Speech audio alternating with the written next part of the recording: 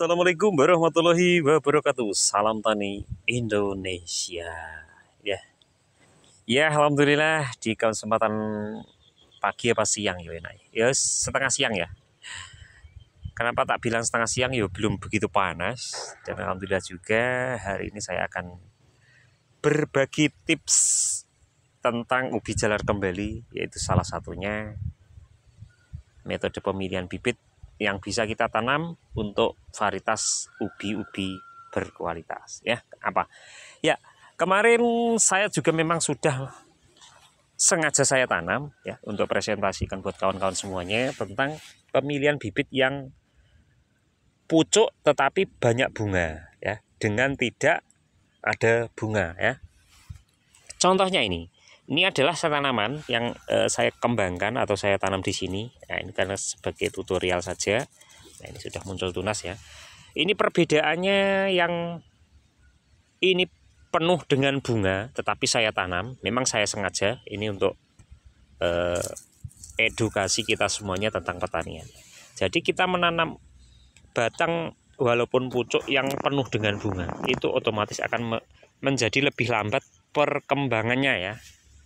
Nah, ini karena nutrisi untuk pembentukan tunas itu banyak terserap oleh bakal bunga ya dari ubi jalar. Ini di bawahnya sudah mulai ada yang berdaun ini ya, tumbuh dari bawah dan mata tunas masih kecil-kecil ya. Nah, seperti ini.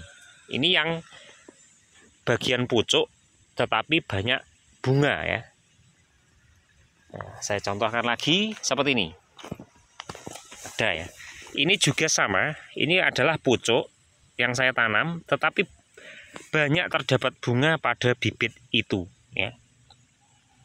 Kemudian di sampingnya ini sama-sama pucuk tanpa adanya bunga. Ini juga tanpa adanya bunga ya. Sama-sama berawal dari pucuk. Nah, kita sekilas bisa membedakan kan antara yang kita tanam dengan banyak bunga dengan yang tanpa bunga. Nah, monggo diamati dulu penyebabnya apa kok bisa seperti ini ya. Kita ngambil lagi, kita cari di tempat lain yang ini. Ini adalah rumpun dari bunga semuanya, tapi juga bagian pucuk kita tanam. Ini juga sama, pucuk tanpa bunga. Ini juga pucuk tanpa bunga. Ini juga. Nah, perbedaannya seperti ini ya. Bisa diamati kan? Ini tanpa bunga juga pucuk. Seperti ini. Pucuk penuh dengan bunga. Nah, ini pucuk juga tanpa bunga. Sama ya. Nah, pertanyaannya seperti apa ya? Pertanyaan yang jelas, kenapa kok tidak rimbun sama ya antara yang banyak bunga dengan yang tanpa bunga, walaupun sama-sama kita tanam bibit itu dari pucuknya. Nah, spot golek dulu ya. Nah, yang jelas itu tadi ya penjelasan dari saya yang kayak sepele tapi memang benar-benar terjadi. Karena banyaknya bunga itu akan mempengaruhi tingkat percepatan dari pertumbuhan batang daun ubi jalar kita ya. Jadi akan terserap pada pembentukan buah ya. Jadi itu akan mempengaruhi, sebenarnya hanya itu, tapi kelihatannya kalau dipandang mata kok kelihatannya ndang lemu gitu. Masih ketap-ketip lah lek wong Jawa ngarani kok ndang lemu seperti itu. Nah, itu ya. Jadi kita menyimpulkan atau harus menanam itu usahakan kalau sudah mulai tumbuh bunga di saat fase pertumbuhan seperti ini mending kita pangkasi ya bunga-bunga seperti ini. Kalau kita pakai gunting bisa kita potong agak mepet dengan batang. Tapi karena hari ini saya lupa nggak bawa, saya hilangkan aja ini bunganya ya. Karena seperti ini, bunga ini sudah rusak kalau kita kayak gini kan. Jadi nanti akan layu ranting atau batang bunganya ya. Jadi ini nanti segera layu mati, ini sudah tumbuh tunas baru. Kenapa kok harus kita hilangkan? Kalau tidak kita hilangkan bunganya sampai tangkainya, ini nanti akan memperlambat dari tunas-tunas yang ada di bawah. Jadi akan ketinggalan dengan tanaman sebelahnya yang kita tanam tanpa bunga saat masa-masa pertumbuhan seperti yang saat ini kita lakukan. Nah, jadi jadikanlah edukasi saya ini mungkin jadi pertimbangan Anda saat bertanam ya. Apakah tidak boleh bibit itu yang ada bunganya kita tanam ya? Boleh ya, tapi tetap boleh ya. Walaupun banyak bunga itu bisa tetap kita tanam sebagai bibit, apalagi pucuk ya. Itu tapi dengan catatan ini harus kita hilangkan bakal bunga ya. Kalau kita terdapat banyaknya bunga seperti ini ya, ini wajib kita hilangkan ya. Gunanya itu tadi ya, agar tidak memperlambat atau menghambat pertumbuhan dari tanaman kita di saat-saat yang sangat menentukan, yaitu pertumbuhan di awal tanaman ya. Tapi kalau sudah usia lama itu enggak begitu pengaruh, apalagi sudah muncul banyak tunas ya. Kadang itu ada yang bingung, loh baru tanam kok sudah banyak bunga, nanti isinya gimana ya, kan gitu ya.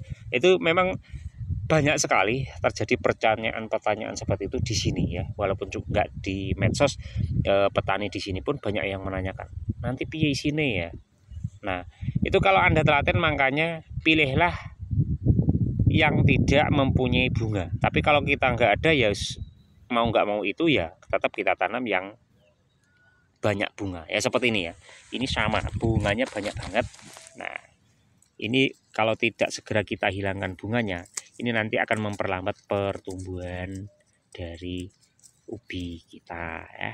Itu hanya memperlambat pertumbuhan saja ya sebenarnya. Tetapi kalau kita berburu dengan waktu, dengan cuaca, dengan air, itu yang jelas nanti akan mempengaruhi produksi juga ya. Apalagi kalau seperti lahan-lahan persewaan, kita kan berburu waktu dengan jangka waktu tertentu, harus panen berapa kali dengan tonase yang baik. Nah, itu harus kita manage sampai di situ juga ya. Apalagi kalau lahan kita sewa ya, tidak lahan pribadi. Tapi kalau lahan pribadi ya nggak terlalu terpengaruh. Tetapi kalau dengan cuaca yang tidak menentu, contohnya saja pada lahan yang kering, pengairan terbatas, hal-hal yang sedemikian itu harus kita perhitungkan sampai sedetail itu. Agar apa? Agar kita tetap panen dengan hasil yang bagus, tidak mengecewakan ya. Oke, itu tadi ya penjelasannya ngono ya tentang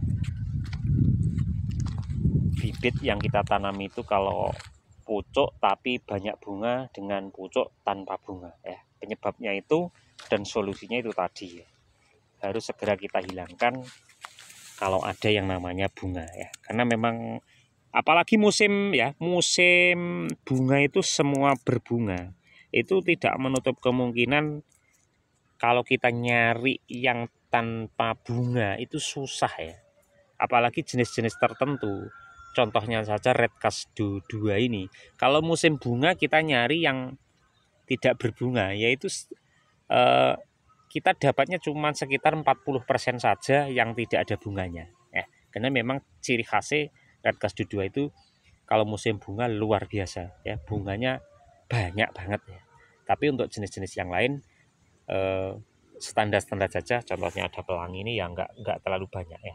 Nah, ini untuk pelangi juga saya jadikan contoh ya.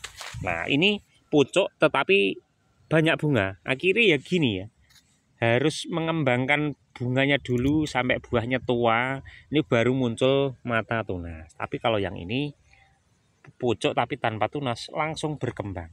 Jadi seperti itu kesimpulannya. Nah, jadi nek nggak segera dihilangkan bunga ini nanti akan lama ya.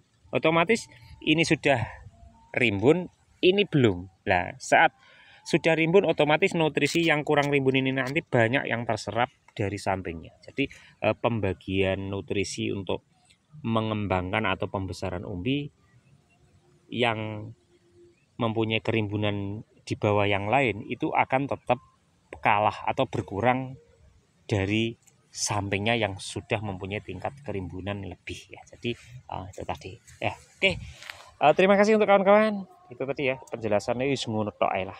Akeh-akeh engko malah bingung, sing delok ya bosen ya. Ya, seperti itu. Oke, terima kasih ya. Salam dari Indonesia dulu. Assalamualaikum warahmatullahi wabarakatuh.